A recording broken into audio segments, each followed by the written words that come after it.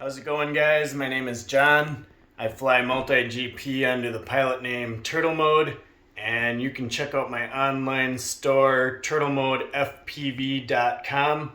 I'm here today to talk about my new open source frame project, the HeavyMetal frame. What is the HeavyMetal frame? The HeavyMetal frame is a badass frame with a steel core designed specifically for 7-inch Spec class racing. Right off the bat, this frame is coming in at 475 grams. It's got a sweet TPU kit with the TPU on. We're coming in at 613 grams at a 500 or 5S2200 mAh battery, and we're up to 926 grams. Add the rest of our motors, props, electronics, what have you, and there we have it.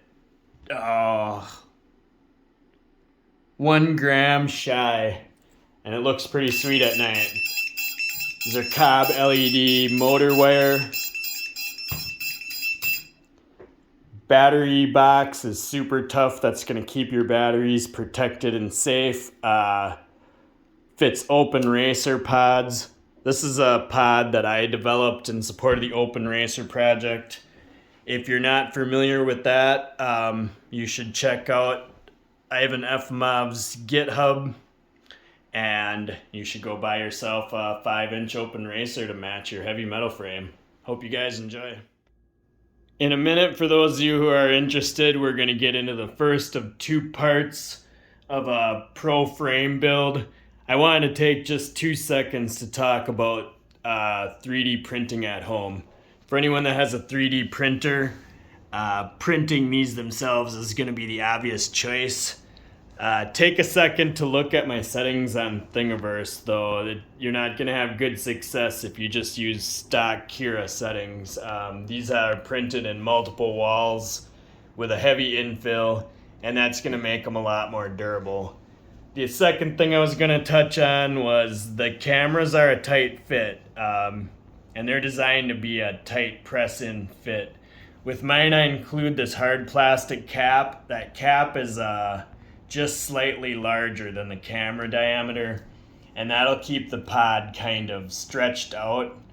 I would recommend leaving that in there, or putting it in and leaving it in the pod for a little bit, and then popping it out right before you want to put your camera in, and that'll make getting your camera in quite a bit easier. On to our pro frame build. We're here today to do a pro build video of our HeavyMetal 7-inch Spec racing frame. I'm going to start out by grabbing my steel battery plate, and we're going to put 8 M3 18mm flathead screws. We're going to put those in the inside and outside countersunk holes, skipping the middle ones. We're going to go around all 4 corners and do that. You hear that one took a little bit of effort. These are powder coated, professionally powder coated, which is a super tough, durable finish, but it's also a thick paint. Every now and then you might get a hole that is a little bit plugged up with paint. You could just use a tool to clean out that hole and it'll be good to go. The middle hole that we skipped is going to get these M3 by 22mm screws. So we'll put those around all 4 corners, and that is the end of our screws going into our battery plate. We're going to use a small piece of cardboard to flip this plate upside down, and then we can remove the plate. And now our arm screws are all standing up, and we can proceed to put these arms in place. These arms meet Street League specifications for cross-sectional area, as well as is it concave or convex perimeter? Whichever it is, it does meet that spec. These arms are dimensionally pretty similar to a Source 1 V3 arm.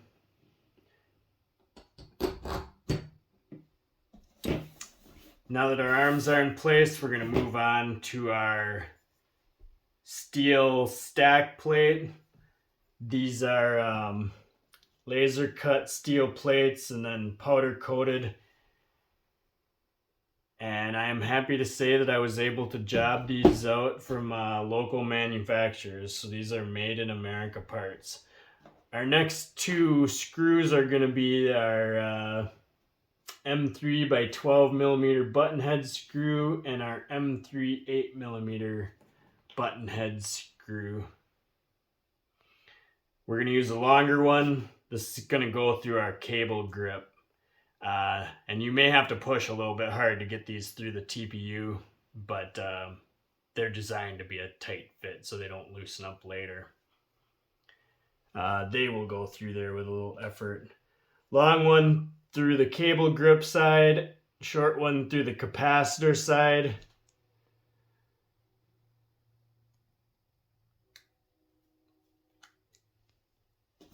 And then when we put this onto the stack plate, we're going to find the countersunk holes.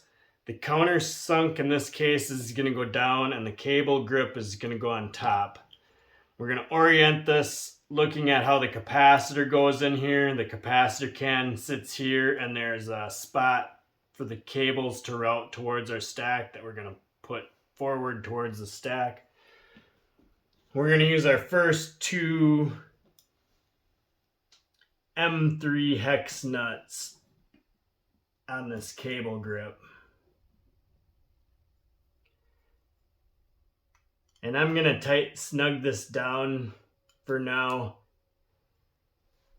You will note that you'll have to take one of them back out in order to get your cables through at some point. I would recommend Loctiting these two when you're all finished with your build. It's not something you want to be taking off and on all the time, and it's a little bit difficult to get to once the rest of this is assembled. Once that's on there though, we can then go ahead and place the stack plate on top. Go ahead and start getting these are called SM3-2 self-clinching nuts or self-clinching rivet nuts. A lot of times you'll hear people refer to them as press nuts. And when you put these on, there's a grippy knurled side. That's going to go down towards the plate. And that will grip into the stack plate and allow you to put these on without the use of pliers or other tools. What I would recommend doing here is just getting them started on the stud and not worrying about tightening them down completely. Once they're on there, it's a lot faster to tighten these down using your hex driver. But this is probably the fastest way to get everything in place without it flopping all over on you.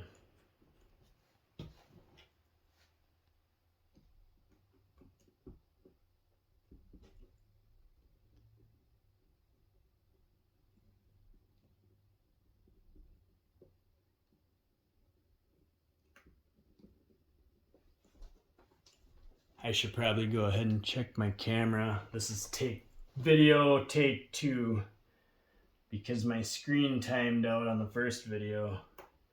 I wasn't that anxious to take this frame apart and film a second version of myself putting it back together. Oh well. Seems to be going good this time.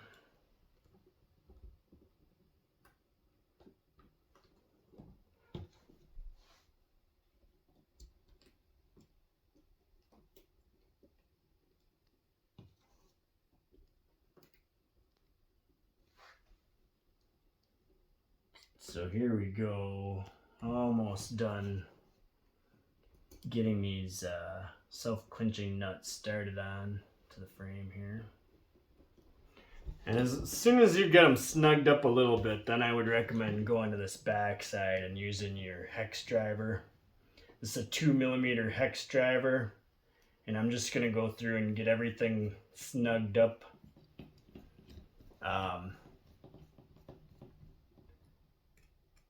I don't like to go fully tight right away. I like to just get everything snugged and then go back through and do a final tightening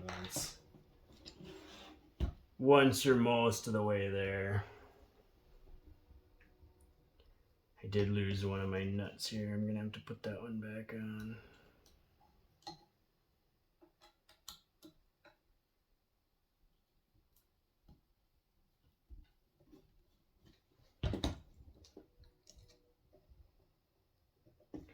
So I'm just holding these self-clinching nuts a little bit with my finger until they snug up. But once they pull into the plate, they tighten up pretty well on their own without any tools. Fortunately, this is a super tough frame, so it's not something you're gonna have to be pulling these screws in and out very often. But it's actually pretty clean to build and doesn't take a whole lot of effort. Arms will come off pretty easily individually if you do break one, although like I said, this is a super durable frame. So there we have it. All of our screws are tightened down fairly well. I would probably go back and crank these down if I wasn't making a video, but for video's sake, it's all together.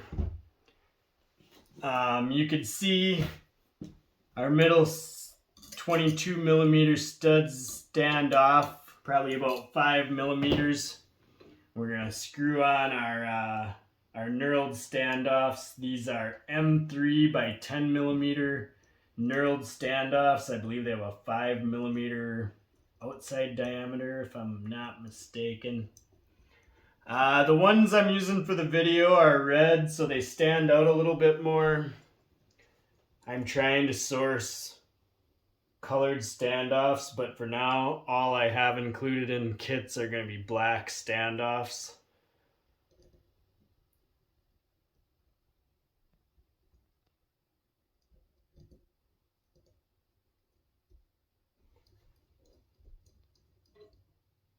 Once our standoffs are in place, we can move on to our 4 stack screws. This frame really is intended to use 20 by 20 stack, but there are other mounting options on it. Included are 4 25mm stack screws and 4 M3 steel hex nuts that'll help keep your vibrations down on your stack. I would highly recommend using those nuts instead of just a rubber grommet to keep your stack screws secure. Like I said, these are 25mm stack screws. The pod canopies are fairly deep. You could probably get away with up to about a 30mm screw, but it might be a tight fit towards the back of the pod.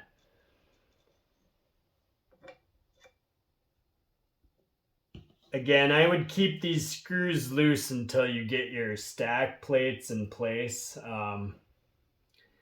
There is a little bit of slop in the holes and the countersinking, so if you tighten these down completely, your stack boards might not fit on there that great, and you'll end up having to loosen them up until you get your stack in place, and then tightening them down again. But once you get your stack built, I would Loctite these metal nuts into place too. It's not something you're going to be taking off and on frequently, so it's better if it just stays put, in my opinion.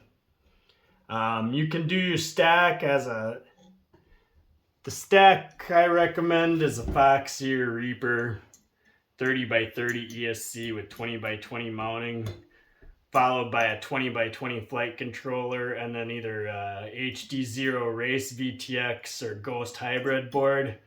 The other alternative there's zip tie spots on this canopy, so you can put your nano VTX and your nano size ELRS or whatever type of receiver, crossfire receiver, or whatever you're running, can get zip tied right to this canopy. Once that's all in place, canopy just pushes onto your standoff studs. It takes some force. That's just designed to be snug. The main thing you got to worry about is just being careful when you take that pod back off. Do it slowly, so it doesn't come off and surprise you and rip wires out. These last 4 screws will secure your canopy down. And I'm not going to bother putting those in for now, but that's what those last 4 screws do. Our arm guards are just going to press on to the ends of our arms.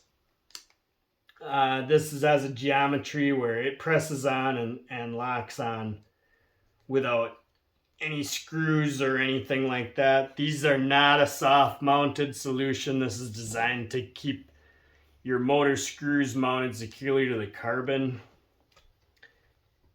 And the arms are compatible with 19mm or 16mm mounting screws. The TPU arm guards, unfortunately, will only work with 19mm motor mounting, so bear that in mind.